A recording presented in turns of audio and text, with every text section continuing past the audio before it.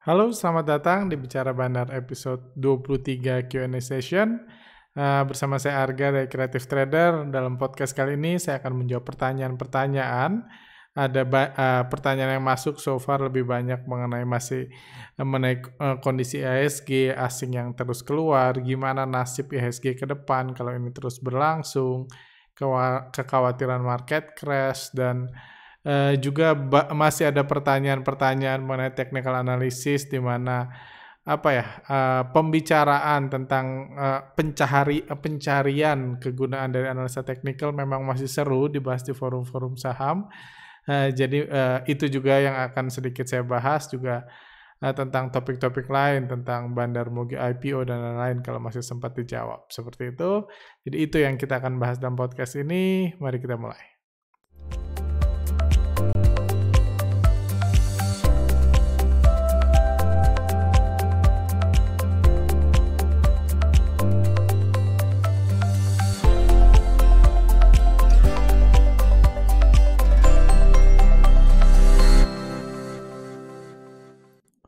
Oke, pertanyaan pertama dari Pak Akmal Maulana. Pak Arga, mau tanya nih, kalau asing pakai jasa invisible hand dan asing bisa jualan lalu invisible hand yang beli barangnya, lalu bagaimana cara invisible hand bisa keluar dari bursa? Bukankah cara ini dari sisi invisible hand malah merugikan mereka? Sepertinya Pak Arga sudah banyak bahas dari sisi asing, sekali-sekali coba bahas dari sisi invisible hand-nya, Pak. Biar kita bersama-sama belajar di sudut pandang lain, bukan cuma dari si seller tapi si buyer yang malah mengambil alih investor retail, tampung barang asing dan akhirnya merubah psikologi investor retail. Semoga dibahas podcast selanjutnya. Oke. Ada beberapa pertanyaan juga yang bertanya tentang invisible hand. Kalau menurut saya sih sederhana ya, sudah dibahas dalam podcast kejatuhan IHSG beberapa podcast terakhir. Kami mensinyalir investor asing mungkin punya pasukan tersendiri yang berupa investor lokal yang pakai identitas investor lokal untuk membantu memarkup IHSG. Gunanya apa ya? Sama, ini hanya promosi kayak pemodal asing punya jasa marketing orang lokal, gunanya buat memarkup IHSG supaya asing bisa terus jualan. Itu yang kita lihat, itu yang terbukti kita ini terlepas dari kadang-kadang lokal kuat gitu. Dari satu minggu ada satu hari lokalnya kuat, itu yang saya sinyalir invisible hand, karena minggu-minggu yang lain lokalnya lemah-lemah aja, dihajar gitu aja dengan enaknya investor asing. Cuma ada momentum di mana kami bahas juga waktu kejadian pertama podcast yang kami bahas invisible hand, ada waktu-waktu di mana orang lokal itu kuat, ada 1 jam di mana orang lokal itu seakan kuat, itu yang kami bilang itu invisible hand, satu sisi dari investor asing. Jadi saya kurang setuju kalau dibilang mereka nampungin barang asing. Mereka cuma diminta asing untuk menaikkan IHSG. Barang yang dia beli mayoritas barang lokal, itu yang kami bahas dalam waktu IHSG naik tapi asingnya outflow 2 triliun, barang yang mereka beli mayoritas barang lokal yang cut loss, bukan barang asing. Penjualan asing justru di stop di situ. Dan pertanyaan selanjutnya, gimana mereka keluarnya? Sederhana, mereka keluar tinggal guyur aja barengan sama asing. Jadi mungkin kalau asing doang yang jualannya mungkin sampai 700M. Cuman karena asing sekarang perlu mempertimbangkan rekan lokalnya atau si invisible hand-nya, yuk kita guyur bareng-bareng. Jadi asing mungkin 300M, si invisible hand-nya kebagian 100M. Kayak gitu. Yang kelihatan memang cuma asing. Karena lokal ngehajar lokal ya nggak ada datanya kan. Kayak bandar lokal ngehajar investor retail lokal kan datanya nggak kelihatan. Jadi menurut saya mungkin mereka sudah keluar. Walaupun memang kalau data markup invisible hand kan kelihatan. Karena antara asing dan lokal kita bisa lihat nih. Ada waktu-waktu di mana asingnya kuat ngeguyur IHSG, lokal semakin beli, sebanyak apapun beli nggak naik, ada waktu-waktu lokalnya tiba-tiba kuat, dibiarin asingnya nyabut jadi kelihatan. Tapi kalau lokal hajar lokal nggak kelihatan. Ini menurut saya sih, merekanya sudah keluar, cuman ya sulit terdeteksi karena mereka pakai identitas lokal, mengguyur lokal. Jadi saya pribadi nggak menganggap itu sesuatu yang perlu diikuti, karena menurut saya itu hanya strategi aja. Kayak gitu. Jadi itu pandangan saya dari sisi invisible hand-nya mungkin mereka sudah keluar. Karena kalau dihitung-hitung periode markup IHSG yang 2 periode yang saya bahas lah dalam 2 minggu ini, kedua kenaikan IHSG, paling-paling kalau kita hitung periode kenaikan IHSG, inflow mereka itu nggak sampai 700M. Maksudnya dana yang dia keluarkan untuk ngeborong saham untuk menaikkan IHSG itu nggak sampai 700M. 700M kalau dipakai guyur 2 minggu ini 100M aja udah keluar semua. Kayak gitu. Jadi menurut saya mereka kemungkinan besar sudah keluar dan jasanya siap dipakai lagi di kemudian hari selama asing masih pengen jualan. Seperti itu. Jadi fokus asing kan masih ningkatin omset supaya pengen jualan. Lanjut. Dari Pak Rusfai, Om Arga. Boleh nanya ya, saya lihat data foreign flow asing terus masuk dananya IHSG sejak tahun 2005. Yes, setuju. Lalu bulan Mei 2017 asing mulai jualan terus sampai sekarang. Sebelum krisis 2008 dan COVID mereka sudah keluar pelan-pelan. Yes, setuju. Seperti kita tahu 3 tahun bukan waktu yang singkat. Apakah ini tanda-tanda asing memutuskan stop jadi pemain utama di IHSG? Mohon pencerahannya.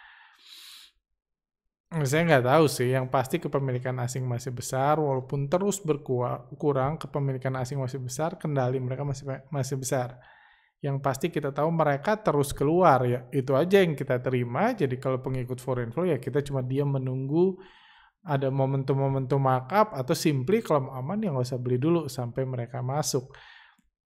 Apakah mereka mau keluar seterusnya? Kalau mereka mau keluar seterusnya mungkin kita akan melihat 2-3 tahun ke depan di mana IHSG akan susah naik, atau hanya naik ketika asing masuk sebentar, dia jualan lagi lebih lama. Cuma tentunya harapan kita sama-sama bukan ke situ. Tapi benar infonya asing udah akumulasi sejak 2005, 2006 sampai 2008 krisis pun, setelah krisis dia ngumpulin banyak dan 3 tahun ini mereka keluar semua, itu saya setuju dan memang data foreign flow menunjukkan seperti itu. Apakah tanda-tanda asing memutuskan untuk stop? Oke, lanjut. Pak BWCH, terima kasih sharingnya, sangat mencerahkan. Mau nanya nih, di podcast untuk investor lokal diprediksi akan out dari bursa ketika vaksin sudah muncul. Tapi investor lokal yang pengen keluar itu apakah ada kemungkinan mereka sudah nyaman untuk ada di bursa dan mungkin sudah memberi yang mungkin sudah memberi untung selama pandemi dan daripada mulai ke investor real sehingga dananya akan tetap ada di bursa. Bisa aja sih kalau ngomong dananya akan tetap di bursa, bisa aja kalau investornya untung. Tapi jujur kalau saya pribadi ngelihat pengalaman saya, orang-orang yang baru trading 6 bulan, 7 bulan, kayak gitu di masa pandemik ini ya 7 dari Maret, sekarang September ya 7 bulanan lah ya. Nah itu kalau dia kebagian masuk Maret, jangan lupa jumlah investor yang masuk bulan Maret itu nggak terlalu besar. Karena itu masih parah-parahnya itu yang April, Mei, Juni, Juli, Agustus, itu yang banyak besar setelah masa lockdown dibuka, masuk masa new normal. Dan saya nggak yakin kalau dari 100% angkatan corona ini, dari 100 menurut saya yang untung generasi baru itu paling 20-25%. Karena jujur, bagi saya yang udah lama aja trading, saya menganggap sejak bulan Mei ke sini, ke September, cukup susah buat trading. Ya saya nggak bilang saya hebat sih gitu. Cuman at least dibanding newbie yang baru 2-3 bulan kayak gitu trading, menurut harusnya sih mayoritas mereka nggak sehebat saya gitu. Atau sombong banget ya, harusnya mereka akan lebih kesulitan menghadapi market. Dan mungkin hanya sedikit yang dalam posisi untung dengan catatan sampai memutuskan meninggalkan bisnis utamanya yang membuat mereka punya banyak duit untuk diinvest saham, ditinggalin itu, sektor realnya misalnya punya toko, itu semua ditutup, sekarang trading saham, menurut saya itu jumlahnya kecil. Kayak gitu. Lebih banyak mereka yang mungkin pengen keluar tapi nggak bisa keluar saat ini atau nanti setelah vaksin keluar. Seperti itu pandangan saya. Oke, pertanyaan lanjut dari Gus the Freeman. Halo Pak Arga, langsung to the point. Jika skenario market crash terjadi, big investor lokal cabut, Foreign wait and see, status IHSG dying. Kira-kira alternatif apa yang bisa dibuat supaya IHSG bertahan? Dengan pengalaman harga dan tim kreatif trader, pandangan dari berbagai sumber. Upaya apa kira-kira yang dilakukan? A. Sisi pemerintah, B. Sisi perusahaan, sisi bursa dan bandar lokal, dan dari sisi asing. Pemerintah saya rasa saat ini nggak sewajarnya mereka mengintervensi bursa saham, karena anyway di titik ini bursa saham jauh outperform mengalahkan ekonomi. Jadi kalau ada yang harus ditolong, ya tolong ekonomi, bukan bursa saham yang hanya profile picture gitu kan. Kayaknya agak kurang wise gitu kan. Ini orang-orang kelaparan tapi pemerintah fokusnya profile picture, itu kan bursa saham itu sering jadi profile picture, walaupun kita tahu zaman sekarang profile picture sama realita udah nggak nyambung kadang-kadang kayak gitu. Jadi menurut saya pemerintah sebaiknya nggak melakukan apa-apa, atau selama belum ada crash saya yakin pemerintah nggak akan melakukan apa-apa dulu. Dari sisi perusahaan pun mirip-mirip, kalau bisnis mereka krisis ya udah kan, misalnya BRI, Mandiri kayak gitu, atau BCA, fokus mereka dari sisi direksi, apakah mereka mau buyback, menurut saya itu pun nggak wise. Untuk menahan kejatuhan harga saham yang notabene cuma naik turun aja gimana bandarnya. Jadi dari sisi bursa, ya bursa bisa ngapain? Bursa kan nggak punya duit. Ya paling bisa nge-suspend dan nggak akan ini. Bandar lokal, menurut saya bandar lokal akan fokus ngurus sahamnya masing-masing. Dia nggak ada urusannya. Bandar itu enak karena dia fokus. Bandar kerupuk dia nggak akan peduli sama ekonomi nasional kan. Ya gue jualan kerupuk aja gitu. Bandar Mami Kos, bandar Ibu Kos, bandar apapun gitu, akan fokus ngebandarin sahamnya aja. Jadi memang kalau market crash itu akan membuat mereka susah jualan, yes. Tapi sangat nggak wise. Mereka sebelumnya ngebandarin sama Mami Kos lagi selama ini lagi ngebangkitin saham-sahamnya, tiba-tiba IHSG crash, uang untuk ngebangkitin sahamnya dipakai untuk nampung BBRI. Yang notabene nggak akan kuat berapa lama modal itu kalau dipakai buat nahan BBRI. Saya nggak wise, mungkin harganya jatuh, tapi dia mungkin step down dulu untuk nanti ketika kondisi baik, asing mulai masuk lagi, mereka mulai ngegoreng lagi saham mereka dengan modal yang masih banyak gitu, dengan modal amunisi yang masih banyak. Jangan sampai modalnya nyangkut di BBRI, di Telkom, di BCA. Itu menurut saya kurang wise juga di sisi bandar lokal. Kurang lebih kayak gitu pandangan saya. Dari sisi asing ya kita salah satu yang, kalau pandangan saya ya fokus kita adalah menunggu kebaikan asing memang saat ini. Semoga aja kalau benar asumsi kami bahwa banyak big player lokal yang generasi corona, angkatan corona yang pengen keluar, mudah-mudahan asing mau nampung. Kan asing kan duitnya banyak sekarang, omset mereka tinggi terus beberapa bulan terakhir. Mudah-mudahan mereka mau nampung sehingga orang yang pengen keluar bisa keluar tanpa harus ngehajar lokal lain yang sudah lemes juga. Karena kalau asing nggak pasang antrian, berarti kan lokal yang dihajar. Lokal ngehajar lokal, tambah hancur lah, tambah kacau lah IHSG. Seperti itu. Apakah ada contoh market crash di bursa dunia? Jika ada, bagaimana recover-nya? Contohnya banyak sih, cuman menurut saya nggak pernah ada kasus yang mirip dengan kasus krisis COVID-19 ini. Jadi saya pribadi nggak terlalu lebih fokus berandai-andai, berpikir, menempatkan diri saya sebagai big player, ya mengimajinasikan lah, bukan lupa. Jadi big player untuk saya mikir kurang lebih gambarannya apa. So far masih works well. Seperti prediksi kami, IHSG nggak akan crash seperti bulan Maret. Sejak bulan April, Mei kami udah mengatakan itu. So far saya pribadi merasa kinerja portfolio saya cukup oke lah. Walaupun saya prefer sedikit lebih baik memang. Cuman yes, masih cukup oke, masih bertumbuh di masa pandemik. Ya, mudah-mudahan ke depan pun prediksi saya benar. Kayak gitu. Saya pribadi sudah jualan lagi ngeliat asing keluar terus. Oke, Pak David Sormin. Bang, saya mau tanya, kalau saja Januari 2021 vaksin sudah akan dibagikan, apakah ada kemungkinan IHSG akan terus ditekan dengan tujuan agar dana yang sudah masuk tidak keluar dari market?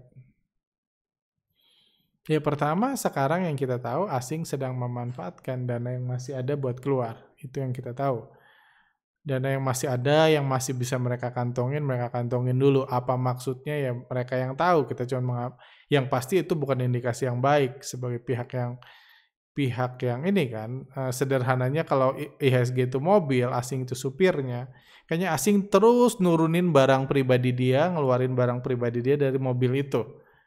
Itu tentu bukan gambaran yang baik kan. Kalau kita sebagai penumpang gitu, apalagi penumpang gelap mau ngikutin asing terus ngeluarin barang mereka di situ. Karena mungkin mau dijatuhin ke jurang, mungkin nggak harus, asing tetap yang mutusin. Kayak gitu. Cuman ya itu gambarannya, jadi saya pribadi sejak awal bulan September ini memutuskan untuk jauh lebih berhati-hati, apalagi setelah dengar ada berita vaksin. Lanjut, itu ya pertanyaannya tadi. Iya, jadi apakah akan tertekan? Ya saya masih terus riset, itu riset yang sedang kami lakukan untuk gathering tanggal 1 Oktober nanti. Kalau Anda masih belum daftar, pengen ikut silahkan ikut cari gathering itu di mana kami akan membahas lebih dalam tentang IHSG dan sharing beberapa riset kami seminggu terakhir ini. Pak Sudrajat Suciono. Selamat malam Pak Arga, saya suka mendengar komentar Bapak seputar ilmu bandarmologi untuk memperkaya pengetahuan saya di pasar saham. Tapi kata bandar di telinga kurang enak, walau memang di pasar ada. Apakah tidak lebih baik menggunakan istilah influencer market analysis daripada istilah bandarmologi? Karena maaf, kata bandar identik dengan perjudian. Thank you.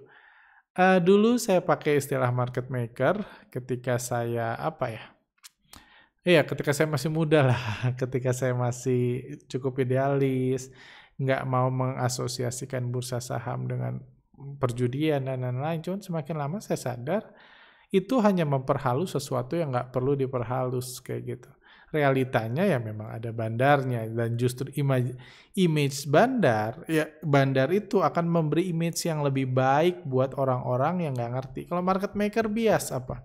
Apa market maker itu apa? Karena orang nggak tahu istilah market maker. Walaupun market maker kalau orang dipikir baik-baik lebih jelas, market maker itu yang buat market, yang atur harga, yang buat likuiditas. Yes, memang. Cuma lama-lama semakin kesini saya semakin lantang lah untuk menggunakan bandar. Walaupun ya ada teman saya pun salah satu petinggi bursa bilang, coba dong pakai istilah lain. Cuman saya nggak ketemu istilah yang lebih tepat karena tujuan saya mengedukasi. Karena saya bukan orang yang berada di direksi IDX kayak gitu. Saya bukan orang yang wajib untuk mencari investor baru di bursa saham supaya mereka trading saham. Saya kalau diminta mengajarkan basic buat orang-orang yang masih lugu, saya nggak pernah ngomong kata bandar sama sekali. Cuma dalam podcast ini, karena saya berasumsi saya mengedukasi mereka yang sudah trading saham, yang sudah paham bahwa yang mungkin sudah paham atau sedang berusaha paham kalau harga saham digerakkan oleh bandar kayak gitu. Jadi saya prefer milih bandar walaupun yes banyak plus minusnya, tapi anyway hampir semua bisnis besar ada bandarnya, bukan cuma saham atau perjudian seperti itu. Sekuat-kuatnya bandar asing saat asing jatuhin saham bervaluasi kuat fundamental bagus seperti BBCA, tetapi tidak bisa menurunkan ke harga 25.000. 25.000 paling mentok 27.000, artinya bandar maupun asing pun punya keterbatasan. Tidak sepenuhnya kontrol harga, tapi kalau terjadi crash seperti bulan Maret, ya semua juga hancur. Ya sudah, berarti kan sudah terbukti. Bandar bisa ngejatuhin ke level manapun. Siapa juga yang bisa membatasi, cuman bisa turun sampai 27.000. Kalau kita ngomong asing, kepemilikan asing di BBCA masih lebih dari 50%. Masih 60-70% kepemilikannya. Kalau itu dijual terus, jangankan 25.000, 10.000 pun bisa kayak gitu. Kalau mereka mau jual terus, keputusannya di tangan mereka. Kita nggak ada gunanya. Kita membuat limit, cuman bisa sampai 27.000. Kalau mau trading strategi silahkan. Tapi ketahuilah ya kita hanya berstrategi, mencari peluang di tengah harga yang diatur oleh asing. Anda mau buat support silahkan, mau buat resisten silahkan. Tapi yang mutusin kemana harga bergerak tetap asing. Dan menurut saya kurang wise kita membuat batasan, cuman bisa sampai 27.000. Karena kalau asing cuman punya 500.000 lot lagi, saham BBCA atau punya 1-2% lagi, mungkin benar. Cuma bisa sampai 27.000 karena mereka cuma bisa ngejatuhin harga dengan jualan BBCA kan. Kalau barangnya habis nggak bisa jatuhin lagi. Cuma barang mereka masih 60-70% bisa dijual kapan aja. Yang dijual sejauh ini paling 3%-an yang dijual selama sebulan terakhir ini. Masih ada jauh lebih banyak dari itu. Seperti itu. Atau kita lihat aja kepemilikan asing di ini deh, biar pas. Kepemilikan asing di BBCA per ini per Juli masih 80%. 80%, anggaplah Agustus, saya lupa update lagi. Anggaplah Agustus dia 75%, jadi masih banyak banget. Nggak ada sesuatu yang bisa menyetop asing atau support apapun yang bisa memberhentikan asing jualan. Kalau dia mau jualan, mau sampai 10.000 pun bisa. Ya tentunya bagi orang-orang yang pengen beli murah buat investasi jangka panjang, itu harapan kita. Kita kan cuma bisa berharap, yang nurunin asing juga. Kayak gitu itu harapan kita kalau mau beli BCA murah, cuman ya kita nggak, saran saya sih nggak usah buat limit paling mentok 27.000, 25.000 karena itu bukan keputusan kita, bukan kita yang ngatur harga BCA.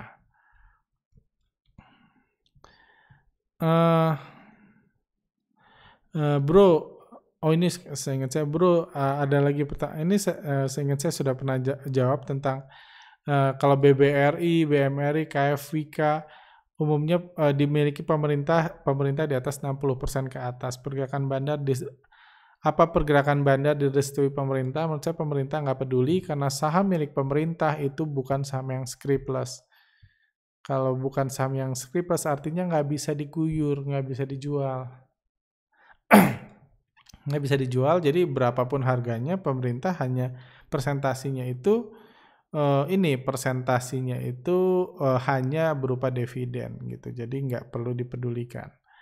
Kayak gitu, kayak kepemilikan BBRI yang besar, porsi asing 70%, itu memang di luar 60% saham yang milik pemerintah yang bukan saham scriptless, jadi saham pemerintah nggak bisa dijual. Kayak gitu. Oke, lanjut. Selamat malam, Brur Arga. Saya adalah pengagum Anda tiap podcast. Selalu saya ikutin. Jika punya waktu, mungkin biar podcast lebih berwarna, sekali-sekali collab sama YouTuber lain untuk sharing-sharing ilmu, bukan untuk berdebat ya, atau pembuktikan siapa yang benar, siapa atau banyak untung. Tapi jujur, kami ingin mendengar diskusi mengenai bandarmologi versus TA agar bisa memiliki pemikiran lebih luas lagi. Sekali lagi ini bukan untuk negatif tapi untuk pembelajaran. Kalau collab dengan Source, saya sih pengen walaupun saya sangat sibuk 1-2 bulan terakhir ini belum ada langkah lanjutan, cuman saya bukan ahli TA yang jadi sasaran utama saya, karena bagi saya udah jelas TA nggak guna. Nah, kayak gitu kan. Karena kalau ngundang ahli TA di podcast, kalau saya yang ngundang ditanya TA menurut itu ada gunanya? Ada. Menurut saya enggak, udah selesai. Apalagi yang mau diperbicarakan? Kan ini soal selera. Soal pengalaman, soal kegunaan. Menurut saya nggak ada yang bisa diperpanjang, nggak perlu debat. Nggak perlu saling ini, ya lu pengen beli silahkan. Saya pribadi di masa sekarang ini senang banget orang-orang mau membahagiakan asing karena dia terus narik garis support gitu. Garis support tembus buat support lain. Jadi asing bisa jualan terus. Based on support yang terus tembus itu, saya pribadi senang. Saya nggak mau beli. Asing jualan terus. Tuh siapa yang mau beli kalau nggak ada mereka-mereka? Jadi saya dukung mereka suka TA silahkan, bagi saya tak berguna. Jadi ya saya sih nggak kebayang gitu kalau saya capek-capek ngabisin waktu beliau-beliau yang sibuk diundang untuk membuat podcast ngobrolin apa. Kayak gitu. Karena menurut saya sudah menjelaskan dengan jelas kenapa bagi saya technical analysis nggak guna. Kalau ada yang kurang jelas dari kenapanya, saya buat sesi tanya jawab, malah saya jawab jelas lagi. Kalau bagi mereka berguna, silahkan jelaskan kegunaannya. Karena menurut saya nggak ada yang salah kan. Bagi mereka berguna silahkan. Saya kenal kok seorang technical analysis senior, dia jadi analis di salah satu sekuritas, dia anaknya sampai nyokolahin anaknya sampai kuliah dan lain-lain gitu. Dari gaji dia sebagai technical analysis. Jadi jelas berguna bagi dia. Anaknya bisa sekolah, bisa sampai kuliah, based on dari pendapatan dia jadi analis teknikal di satu sekuritas. Jadi jelas berguna. Saya nggak punya hak bilang bagi dia nggak berguna.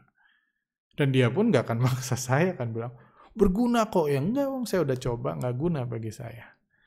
Seperti itu. Jadi ini cuma soal selera ya. Nggak lucu lah kita mendiskusikan selera gitu kan. Saya suka, dia enggak, bagi saya guna, bagi dia enggak, ya nggak masalah. Kayak gitu. Karena saya lebih suka, ya ini kayak diskusi tentang IHSG gimana, itu menurut saya lebih penting. Gimana nasib bursa dan lain-lain. Pak Arga, apakah berbahaya investasi di saham yang perusahaannya tidak hanya jualan produk tapi juga jualan saham? Mohon pencerahannya karena saya belum begitu jelas cara kerja bandar. Nggak saya sebut ini saham itu 5 tahun ke depan perusahaannya masih ada ya, perusahaannya menjalankan good corporate government ya, laba perusahaan terus bertumbuh ya, direksinya juga terlihat menambah kepemilikan saham terus.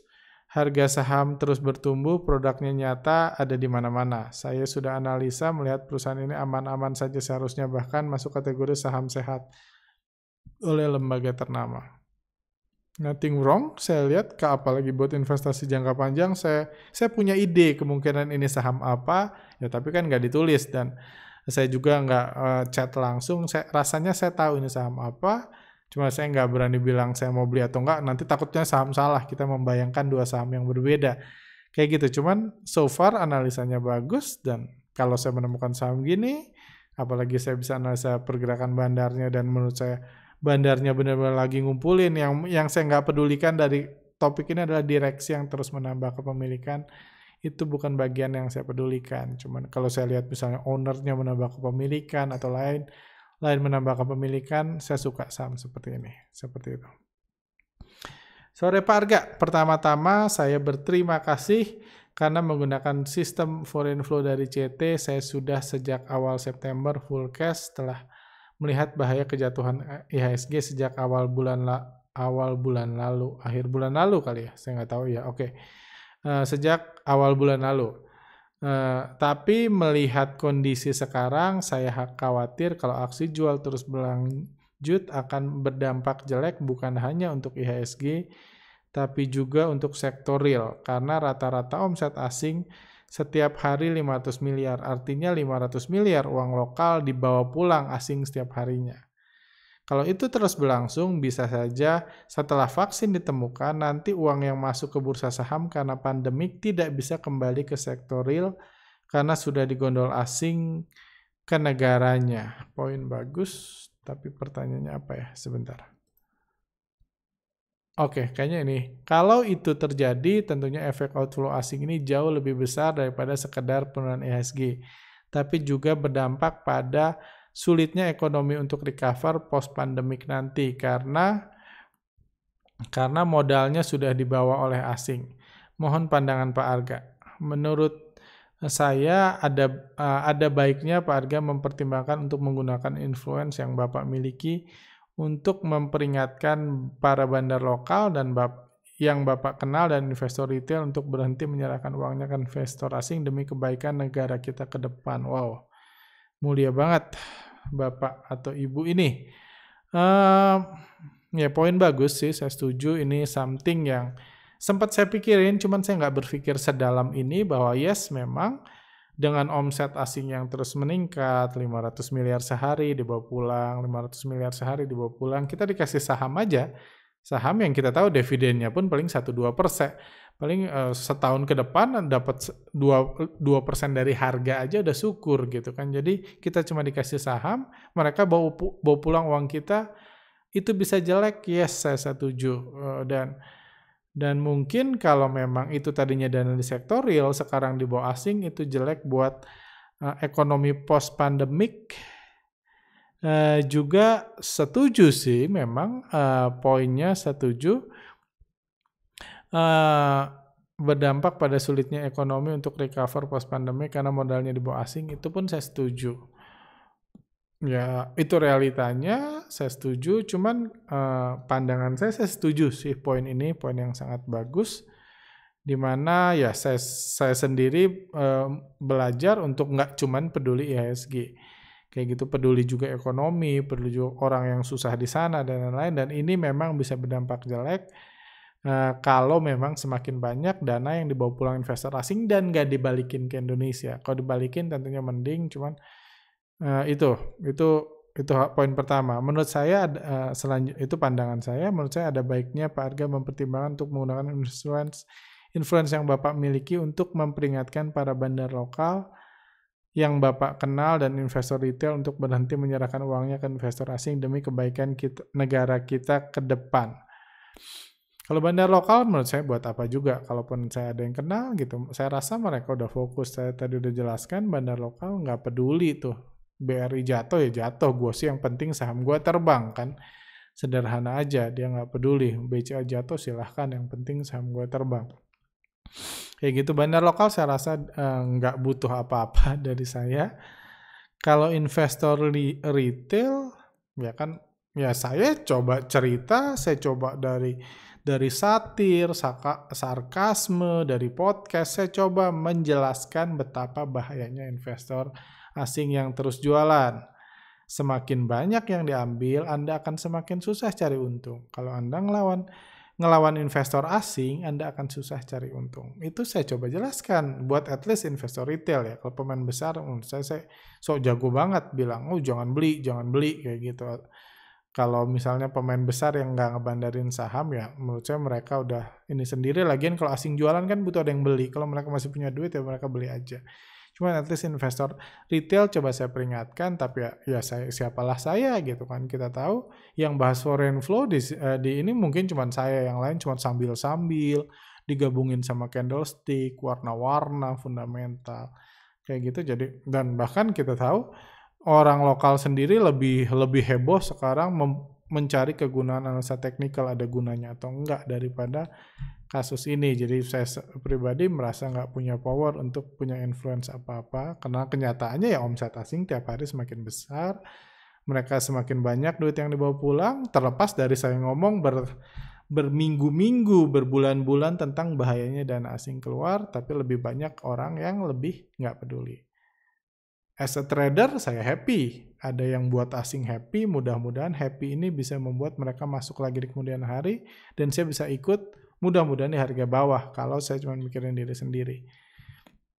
Cuman kalau saya mikirin market, memang mikirin dampaknya ke sektor real, memang ya jelek sih, bisa jadi jelek, saya setuju. Cuma ya itu udah di luar kendali saya sih. Seperti itu.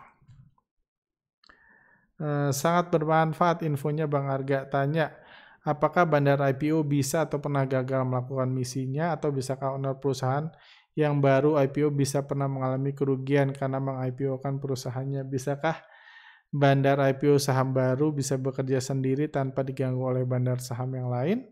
Soalnya saya punya abang sepupu yang punya perusahaan di Jakarta yang lumayan besar pabriknya, dan mana tahu bisa saya sarankan untuk IPO. Satu lagi Bang, biasanya fee untuk bandar saham itu gimana perhitungannya ya? Thanks. Udah ini panjang banget sih, ini obrolan satu dinner, satu lunch untuk menjelaskan ini semua kayak gitu. Kalau Anda memang tertarik IPO bisa kontak-kontak, atau ini yang pasti ini intern lah, ini behind the scene, nggak layak untuk dibahas di sini kayak gitu. Kalau memang serius mau IPO hubungi aja, mungkin bisa hubungi kami, mungkin bisa di DM atau apa, atau saya kasih kenalan orang-orang yang biasa membantu IPO juga, ini bisa dilakukan seperti itu, karena ini ya behind the scene lah, nggak etis dibahas di sini. Lanjut, ini udah 33 menit, saya nggak pasang alarm tadi, lupa. Saya lanjut mungkin 1-2 pertanyaan lagi. Kalau TA tidak ada gunanya, itu tendensius. TA itu berlaku universal di semua instrumen finansial, mau saham, forex, gold, option, atau lainnya, dan itu fakta. Apakah pure bandarmologi bisa dipakai di forex, gold, futures, option? I'm sorry, I have to say it's not even possible.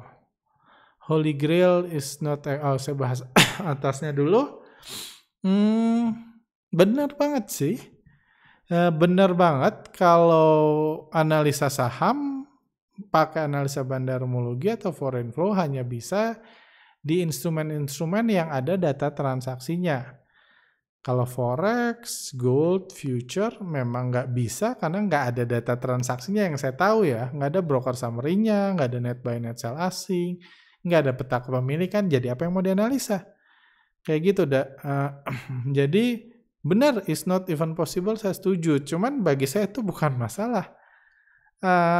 Mungkin bagi orang lain masalah, mungkin Pak Aron Sinaga ini duitnya banyak banget gitu sehingga nggak cukup trading di Indonesia aja, harus beli forex, beli gold, beli option untuk supaya uangnya bisa kebeliin semua. Kalau IHSG doang mungkin dia masuk langsung terbang, IHSG saya nggak tahu gitu. Jadi bagi saya itu bukan masalah karena duit saya terbatas. Saya beli saham aja masih berdoa dinaikin bandar, nggak bisa naikin sendiri. Kalau duit saya udah banyak, saya naikin sendiri saham saya. Beli naikin gitu kan, jadi nggak usah pusing-pusing kan, nggak usah pusing narikin garis, baca berita ya naikin aja. Itu aja saya belum sanggup gitu, jadi belum mikir forex, gold option, yes.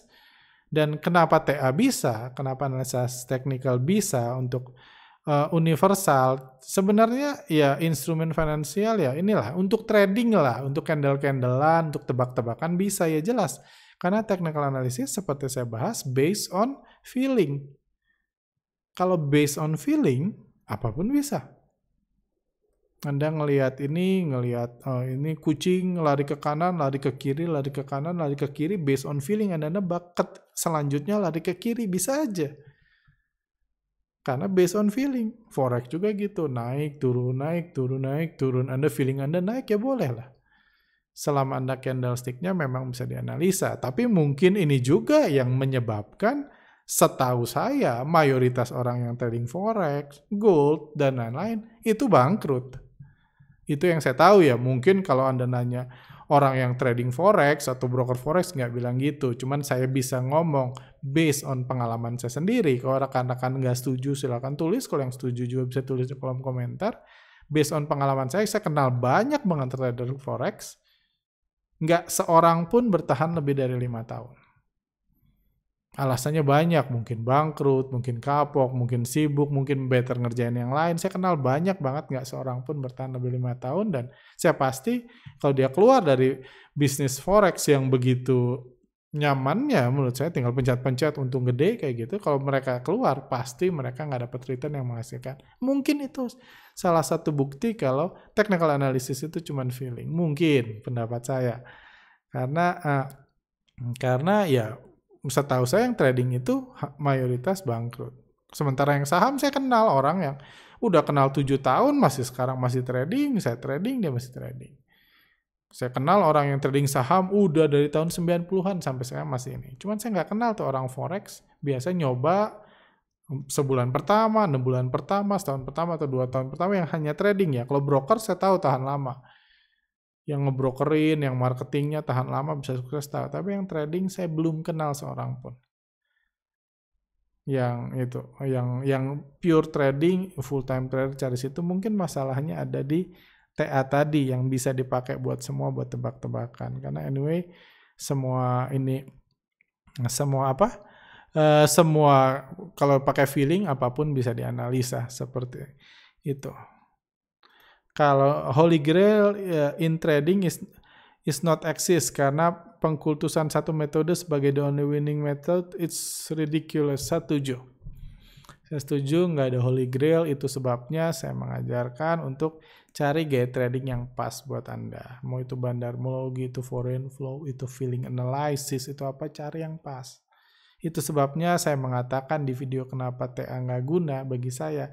Karena menurut saya penggunaan level stop loss, support, dan lain-lain based on technical analysis justru nggak membuat itu sesuai dengan karakter saya. Kayak gitu, itu sebabnya carilah yang terbaik buat Anda. Karena nggak ada cara sukses yang instan buat semua orang, tapi Anda harus mencari. Kayak gitu.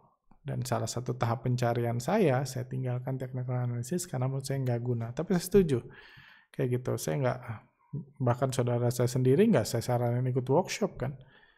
Kayak gitu.